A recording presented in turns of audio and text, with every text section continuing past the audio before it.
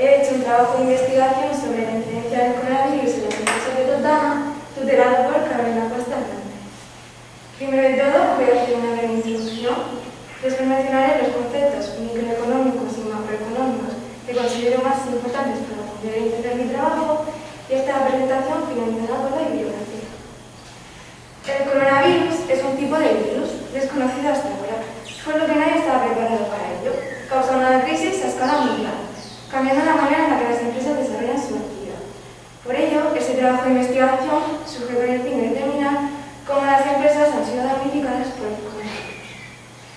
Por lo tanto, los objetivos de mi trabajo de investigación son estudiar la incidencia del coronavirus en las empresas de Totana, comparar los datos del ejercicio económico 2019, año pre-COVID, con los datos del ejercicio económico 2020, año COVID, y para ello se han elegido 3 empresas, una de cada sector. El sector primario 4, dedicado a la agricultura, el sector secundario ETOSA, dedicado a la construcción, y el sector terciario servicial, dedicado a la hostelería. Por último, determinar qué sector se ha visto más afectado por el desempleo. Ahora me gustaría aclarar unos conceptos macroeconómicos. ¿Qué es una crisis económica? Una crisis económica se produce debido a las variaciones en los ciclos económicos, provocando un efecto negativo sobre la economía de un país. Esta es la representación de un ciclo económico con sus distintas fases. La economía española en 2020 salió de la fase de recesión hasta alcanzar la fase de depresión, encontrándose en una crisis económica. Una crisis se puede ver por una mala política que no intervenga en el crecimiento económico de un país, por catástrofes naturales, por variaciones en los precios como una inflación o por una disminución de la producción. Como consecuencia, una crisis provoca una depresión económica, un aumento del desempleo, aumento del contento de la población, disminuye la calidad de vida de las personas y aumenta el nivel de pobreza en un país, disminuye el PIB.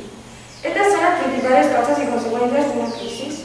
No obstante, la crisis del coronavirus hizo que durante la cuarentena aumentase el número de personas que padecían ansiedad y depresión. Además, la rápida propagación del coronavirus hizo que se produjeran colapsos en los hospitales. La desaceleración económica que se produjo en 2020 fue la mayor que se produjo desde 1936, tras el primer año de la guerra civil. Además, la influencia del sector terciario en España ha hecho que muchas empresas de este sector se vean afectadas por las restricciones impuestas por los gobiernos, disminuyendo así su nivel de ingresos. Por último, la desaceleración en China ha provocado un efecto negativo sobre el nivel de producción en las empresas principales exportadoras a este país. Una vez aclarados los conceptos macroeconómicos, me gustaría aclarar otros conceptos microeconómicos. ¿Qué es el patrimonio de una empresa?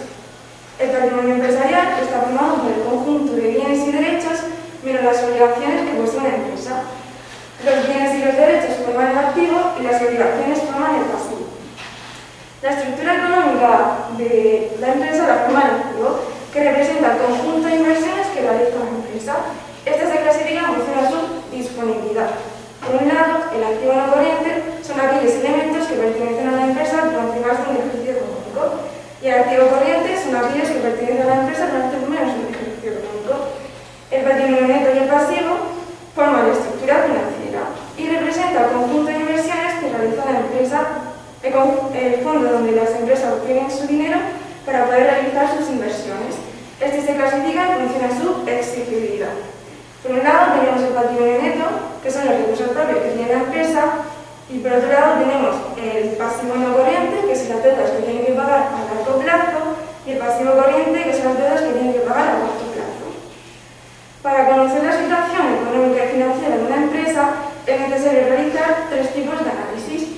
El análisis patrimonial, que tiene como objetivo conocer la estructura y la composición del balance, analizando sus masas patrimoniales.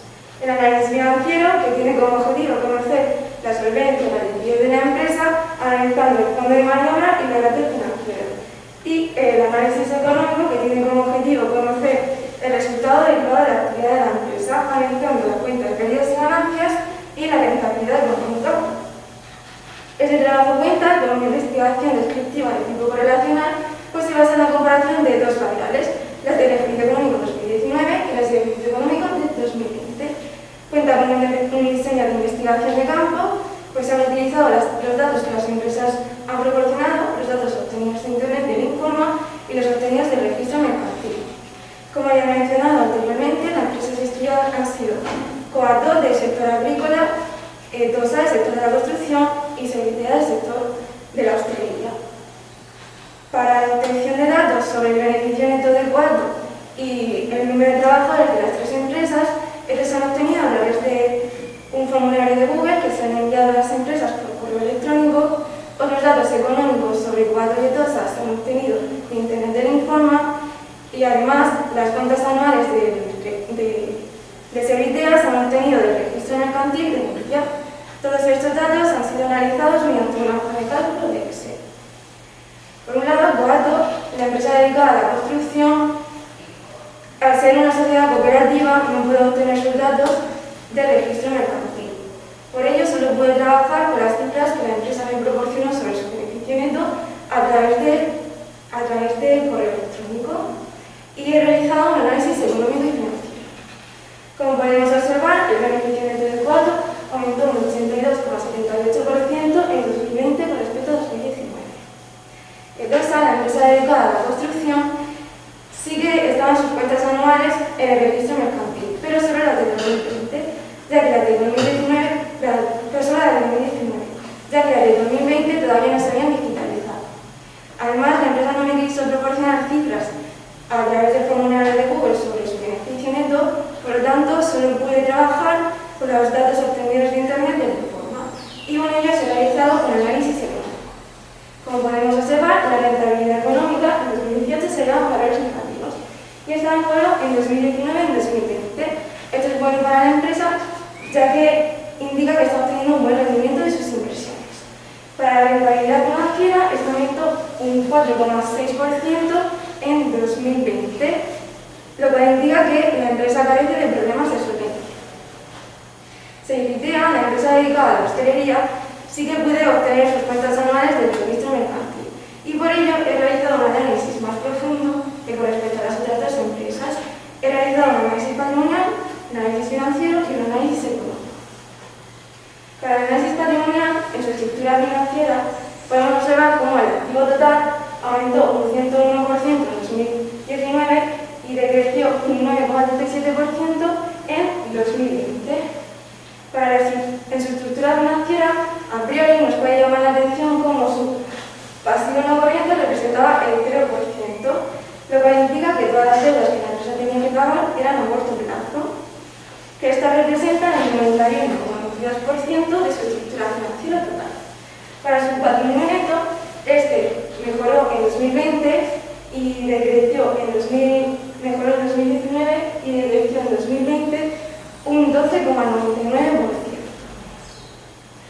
En cuanto al análisis financiero, el fondo de maniobra de los tres agentes económicos se hallaba en valores negativos, lo cual indica que la empresa presenta problemas para pagar sus deudas a corto plazo. No obstante, alcanzó su valor más bajo en 2019 y este mejoró en 2020, lo cual indica que la empresa tuvo que hacer una renegociación de su estructura económica y financiera, ya que sus deudas a pagar con sus proveedores y acreedores eran superiores a sus saldos a pagar de sus clientes. Para el cálculo del ratio de endeudamiento total, este difiere de unos autores a otros y yo lo he calculado basado en el libro de economía de la empresa de McGraw-Hill, cuyo autor, Alfaro, menciona que este se calcula dividiendo el pasivo total entre el patrimonio neto más el pasivo total y recomienda que este valor no supere el 70%. Como podemos observar, en los tres equilibrios económicos, el valor del ratio de endeudamiento total se hallaba por encima del valor recomendado, lo cual indica que la empresa presenta una gran dependencia de financiación. No obstante, el ratio de endeudamiento a corto plazo fue decreciendo progresivamente y el ratio de endeudamiento de largo plazo fue aumentando. Esto es bueno para la empresa, ya que presenta un mayor plazo para poder pagar sus deudas. Para la evolución del beneficio neto, este aumentó un 24,56% en 2019 con respecto a 2018 y decreció un 117,73% en 2020. Para la rentabilidad económica, esta se hallaba en valores positivos en 2018 y 2019 y decreció hasta alcanzar el menos 1,55% en 2020. Esto indica que la empresa está obteniendo poco rendimiento de sus inversiones. Además, la rentabilidad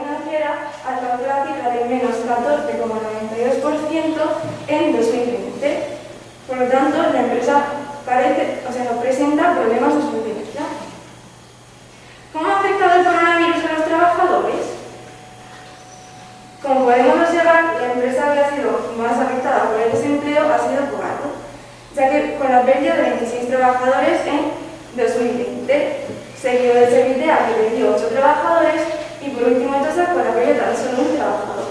No obstante, en proporción desempleo con trabajadores, la empresa que ha sido más perjudicada ha sido Servitea, ya que perdió un 28% de sus trabajadores, seguido de Coato, que perdió un 18%, y por último Etosa, que perdió un 0,95% de sus trabajadores. Además, ninguno de los trabajadores de Etosa y Coato estuvo en el ERTE durante la pandemia. Sin embargo, Servitea, la empresa dedicada a la hostelería, sí que presentó 16 trabajadores en el ERTE durante la pandemia y ahora están fuera de ello. Con la realización de este trabajo se ha podido demostrar cómo las 3 empresas han sido afectadas por el coronavirus, debido a las medidas sanitarias que han tenido que imponer, dificultando la manera en la que desarrollan su actividad. No obstante, no todas las empresas han sido modificadas de la misma manera. Por un lado, Coato, la empresa dedicada a la agricultura, al exportar tanto regional como nacionalmente, no ha sido tan perjudicada como la empresa dedicada a la construcción y la dedicada a la hostelería. Además, al comercializar con productos de primera necesidad, su producción no se vio paralizada durante la cuarentena e incluso hizo que aumentase sus beneficios. Etosa, por su parte, la empresa dedicada a la construcción, sí que fue perjudicada por el coronavirus. No obstante, hizo una buena gestión de su beneficio neto, ya que obtuvo un buen rendimiento de sus inversiones y además carece de problemas de solvencia.